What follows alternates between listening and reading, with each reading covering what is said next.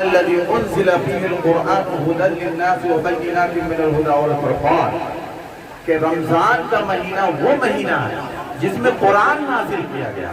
پتہ چلا کہ رمضان کی نسبت قرآن سے ہے اور قرآن کی نسبت نماز سے ہے. یہ قرآن کی نسبت رمضان سے ہے اور رمضان کی نسبت قرآن پاک سے ہے. یعنی رمضان میں زیادہ سے زیادہ قرآن پاک کی تلاوت کرنی چاہیے, سننی چاہیے.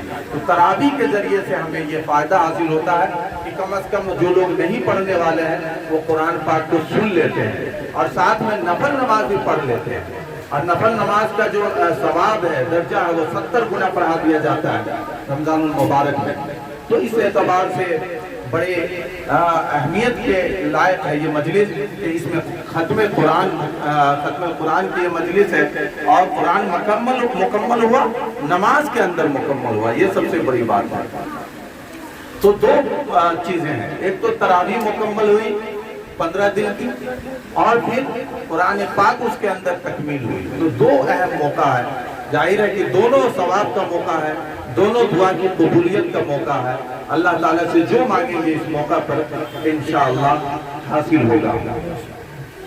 اور اس محفل کو قائم کرنے والے خاص طور سے جو امجد بھائی ہیں اور ان کے ساتھ جتنے آرگنائزر ہیں وہ سب قابل مبارکباد ہیں کہ انہوں نے ایسے ماحول میں جہاں سب لوگ اپنے کاروبار, بزنس, تجارت میں لگے ہوئے ہیں, انہوں نے اتنا دینی ماحول فراہم کیا, اتنا پاکیزہ ماحول, قرآن کو سننے کا, پڑھنے کا اور نماز ادا کرنے کا اپنی جگہ متعین کر کے اس میں سارے لوگوں کی کوشش سے یہ کام انجام دیا. سارے لوگ قابل مبارکباد ہیں, عند اللہ مقبول ہے. اللہ کے نزدیک یہ سارے لوگ مقبول ہیں اور انشاءاللہ جتنے لوگ اس میں نماز پڑھیں, تراویح سنیں, ان سب کا ثواب ان لوگوں کو بھی پہنچے گا جنہوں نے اس مجلس کو آرگنائز کیا. اس لیے کہ حدیث میں آتا ہے کہ جتنا خیر کا کام کرنے والے کو ثواب ملتا ہے اتنا ہی خیر کا پتہ دینے والے اور خیر کا انتظام کرنے والے کو ثواب ملتا ہے. تو ظاہر ہے کہ اس ثواب میں سارے لوگ شامل ہیں, بہت مبارکباد کے لائق ہیں. اور سب سے زیادہ اس مجلس کے جو روح رواں ہے اور ہم سب کے لیڈر ہیں, قائد ہیں, وہ حافظ صاحب ہیں جنہوں نے تراویح پڑھایا ہے. اس مجلس کون پڑھائیں؟ ظہیر صاحب, ظہیر القاسمی صاحب جیسی عظیم شخصیت جو عالم بھی ہیں اور حافظ بھی ہیں. ان کی سند کے لیے مفتی بھی ہیں. ان کی سند کے لیے یہی بات کافی ہے کہ ان کی دارالعلوم دیوبند سے فراغت ہے جو دنیا کا عظیم الشان ادارہ ہے اور یونیورسٹی کا درجہ رکھتی ہے. دنیا کی تمام دینی یونیورسٹی اور دین و علوم کو پڑھانے والی یونیورسٹی میں سب سے بڑا مقام حاصل ہے. اس ادارے کے پروردہ, تعلیم یافتہ ہے حضرت اور حافظ قرآن ہے. انہوں نے آپ کو قرآن سنایا.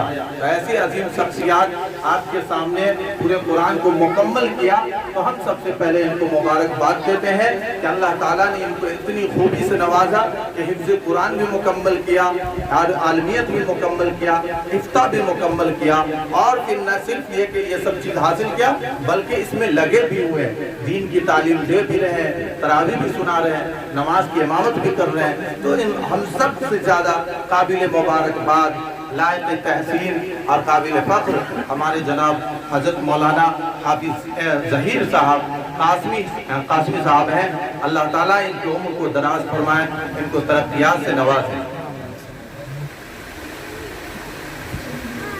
کہاں بلائیے؟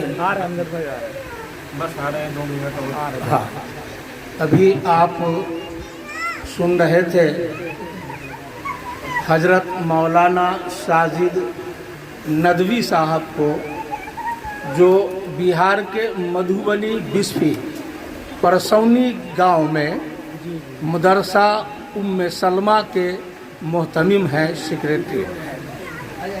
یہ دلی آئے ہوئے ہیں اپنے مدرسے کے چندے کے سلسلے میں.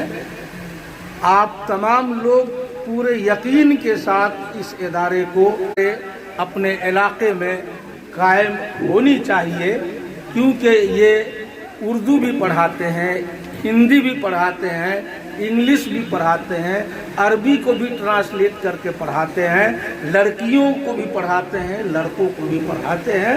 اس لیے ہماری ایک اپیل ہے کہ حضرت مولانا ساجد ندوی صاحب اگر آپ کے پاس پہنچتے ہیں تو ان کا احترام کریں، بیٹھائے محبت سے، اور جو آپ سے ہو سکے وہ خلوص و محبت سے دیجیے۔ ہم نے پہلے بھی کہا ہے کہ رمضان المبارک کے مہینے میں روزہ رکھ کر ایک عالم دین، ورثۃ الانبیاء، نائب رسول ہمارے کارخانے میں، آپ کے کارخانے میں جینا چاہ کر آتے ہیں روزے کی حالت میں، آپ ان سے محبت سے پیش آئیے اور جو بنتا ہے خلوص دل سے دیجیے۔ خدا حافظ۔